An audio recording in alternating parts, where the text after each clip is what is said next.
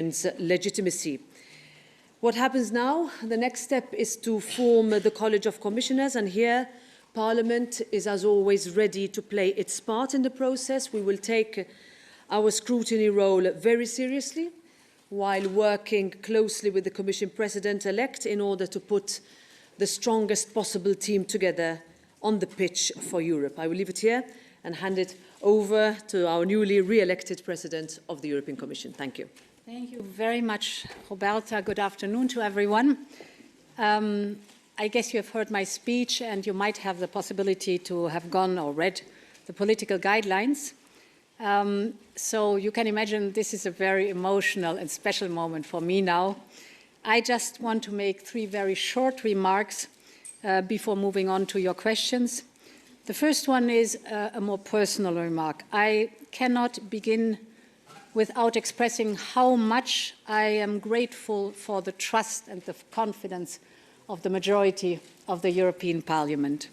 401 votes in favour. You recall last time it was 8 votes above the majority, necessary majority. This time it's 41, so much better. And this sends a strong message of confidence, and I think it's also recognition for the hard work that we carried out together in the last 5 years within the last mandate. We've spared no effort. We have navigated the most troubled waters that our union has ever faced, and we've kept the course on our long-term European goals. I also want to thank you, Roberta, the group leaders of the democratic forces in Parliament, and all the MEPs for the excellent cooperation, including during the last mandate, but also for the very substantial exchanges we have had over the past 2 weeks after the elections, and now the past 2 weeks till we are here. So I think this is a very good foundation for the next 5 years, and this was, I think, tangible in the debate today. Second, I want to highlight that I was very happy to have the opportunity to carry out a real pan-European electoral campaign.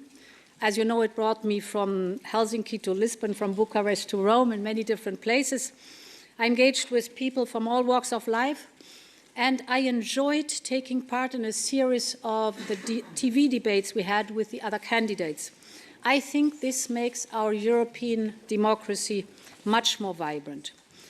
And finally, let me walk briefly through the next steps indeed. I will focus on building now my team of commissioners for the next 5 years. In the coming weeks, I will ask leaders to put forward their candidates. I will, as I did last time, write a letter and ask for the proposal of a man and a woman as candidates. Only exception, like last time, when there is an incumbent commissioner that stays. And then I will interview the candidates as of mid-August, and I want to pick the best prepared candidates who share the European commitment.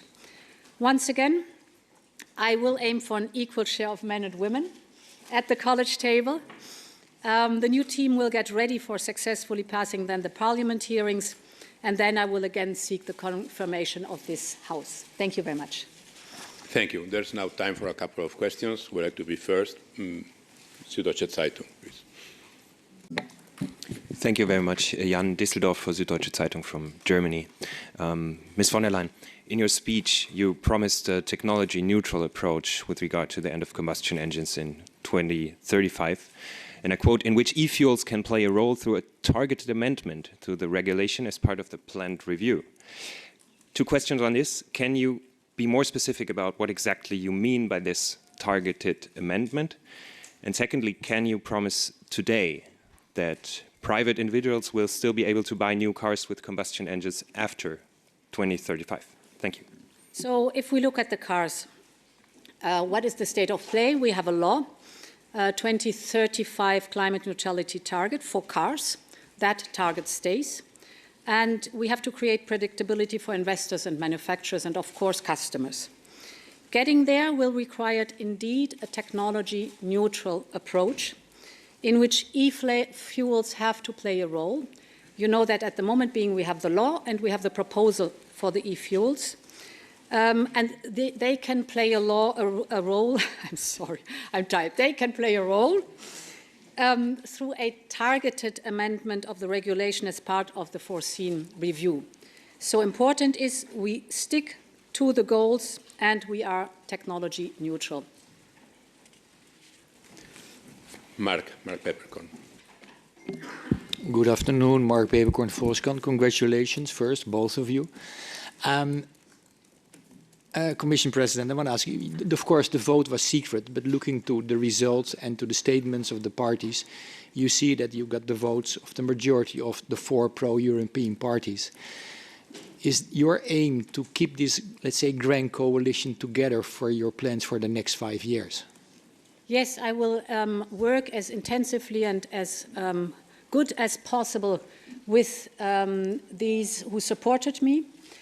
Indeed, it's the pro-European, pro-Ukraine, pro-rule of law. I'm very grateful, of course, to the platform, EPP, Renew and SD, but I'm also very grateful to the Green group to have supported me. We had intensive exchanges on all the topics, and it's a good sign that at the very end, obviously, they were convinced to support me. Laura. Hi, Laura Zornoza for the Spanish news agency EFE. The votes are secret, but apparently Fratelli d'Italia, the party of Giorgia Meloni, has not supported your candidature.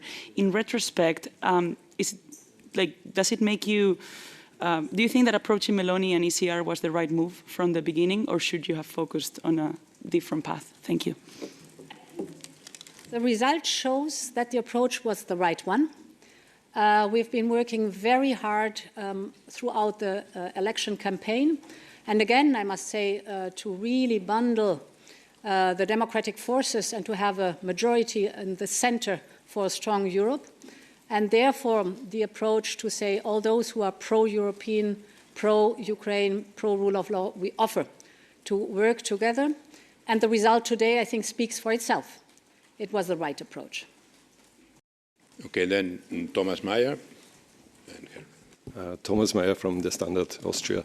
I have a very short and simple question to President von der Leyen. If you think of the million citizens now in Europe, what would be today, after the election, in a few phrases, your message to the citizens outside who might perhaps listen now?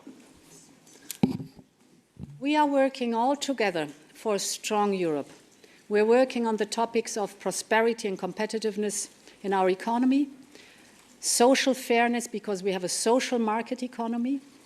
We're working on protecting people, so security and defense, but the most important is the overarching topic of strengthening our democracy.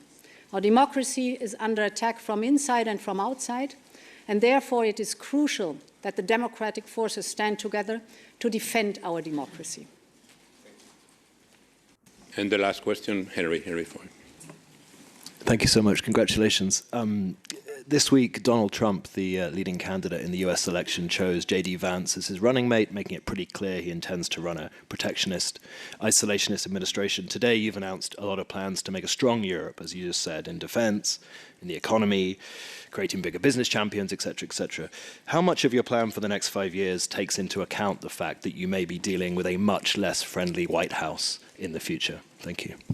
I think, irrespective of elections in other parts of the world, it is important that we have, which I emphasized many times, a stronger Europe.